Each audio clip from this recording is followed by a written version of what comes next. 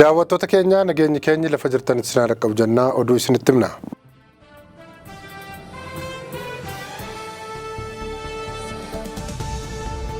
Shaqanni alarraa ashuuraa malee galaa ture kana booda hafuusaa ministeerichi beeksiseera. Shaqatoonni ashuuraa malee alarraa galaa turan kamisa eeggaddaarraa kaasee hafeera jechuun ministeerri maallaqaa Itoophiyaa beeksiseera. Baatii Hagayya dabre keessa shaqatoonni nyaataa alarraa galan kan akka shukkaaraa, zayita nyaataa, ruuza, daakuu, aannan daa'immanii fi firaanko vaalutaatiin akka gara biyyaa galaniif ministeerichi hayyama kenneefii ture. Murtoo sana ammarra deebi'ee ilaaluun ajaja akka dabarsetti shaqatoonni bilisaa galaa turan hundi akka lakkoofsa giiziitti onkololeessa gaafa 28 bara 2017 eeggaddaarraa kaasee kaffaltii malee galchuun dhaabbateera.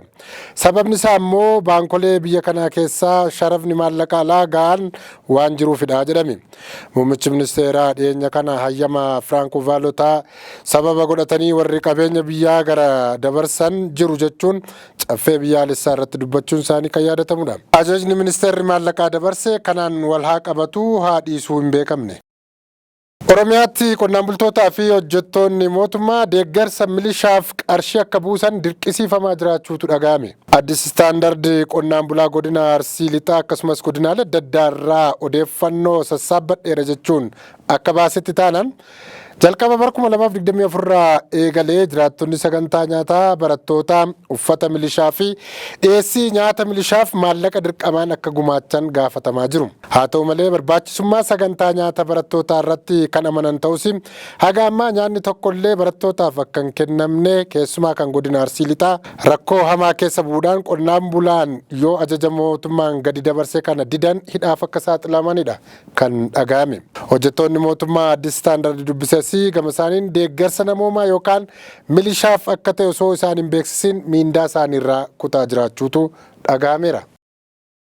Godina Shawaa Bahaatti gadameessa dubartii tokko keessaa xannachi kiloogiraama 5 ulfaatu ba'e. Godina Shawaa Bahaa magaalaa Baatuu hospitaala waliigala Baatuutti gadameessa dubartii tokko keessaa yaala baqaqsanii taasifameen xannachi kiloogiraamni 5 ulfaatu bahuu ibsame. Dubartiin yaala baqaqsanii yaaluun xannachi sun keessaa bahe yeroo ammaa haala gaarii irratti kan argamtu ta'uu hojii gaggeessaa olaanaan hospitaalichaa Idriis Shaarbeen natti himaniiru kan jedhe FBCdha. Namoota lola irratti hirmaataniif lafan kennaa jedhe bulchiinsi Tigraay. Bulchiinsi yeroo kan naannoo Tigraay namoota yeroo garaa lola irratti hirmaataniif maatii wareegamtootaaf lafa mana irratti ijaarrattan isiniifan kennaa jedheera. Televezyiiniin naannichaa akka himetti biiroon lafaa naannichaa Tegaaruu kan qabsoo bilisummaa waggaa 17 keessatti hirmaatan akkasumas lola Itiyoo Eertiraa irratti qooda qabanii fi lola mootummaa federaalaa fi gareesaa wajjin bara 2020 baname sana keessatti kan lolan lafa mana irratti ijaarrachuu dandeessan isiniifan kenna jechuun beeksiseera. Kan lubbuun jiran waggaa 3 keessatti kan argatan yoggaa ta'u maatii warra lola keessatti wareegamanii fi kan lola irratti qaama miidhaman garuu dursa waggaa 2 keessatti kennamaa jedhameera. Xiyyaarri tokko Somaaliyaa keessatti na jalaa caccabee jette Ameerikaan. Xiyyaarri nammaleetti Ameerikaa tokko torbee kana keessa Somaaliyaa keessatti caccabuun ishee dhaga'ameera. Kana kan beeksise waraana Ameerikaa kan Jabuutii buufatee jirudha. Afrikaatti ajajni waraana Ameerikaa kibxata darbe xiyyaarri nammaleetti yookaan dirooniin tokko kibba Somaaliyaatti na jalaa kufteetti jedhe malee oddoosaa fi sababa isaa hin ibsine. Xiyyaaritti rukutamtee kan caccabde hin fakkaatu erga jedhee booda dhimmicha qorachaa jiraachuu beeksiseera. Qondaalonni mootummaa Somaaliyaa garuu xiyyaarittiin kan caccabde naannoo Alshabaab to'atu keessatti akka ta'e ibsaniiru. Gaazaa keessatti namoonni du'an harki 70 dubartootaa fi ijoolleedha jedhe dhaabbanni mootummoota gamtoomanii. Waajjirri mirga namoomaa dhaabbata mootummoota gamtoomanii waraana Israa'el Gaazaa keessatti adeemsisaa jirtuun namoonni nagaa akkaan baay'ee ajjeefamu beeksiseera.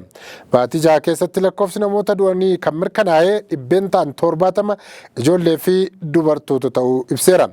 Jaarmichi ajjechaan kun kan qaqqabuu danda'e baay'inaan Israa'el naannoo uummanni nagaa baay'atutti waan aleellaa raawwattuu fi akkasumas ajjechaa muraasni immoo bu'aa seer maleessummaa hidhattootuma Filisxeemiin raawwate jedhe. Gabaasni sun sarbama seera idil addunyaa mul'atee hin beekne kan fidee fi yakka waraanaa fi haleellaawwan biroo raawwachuu irrattis gaaffii kaasaa jedheera.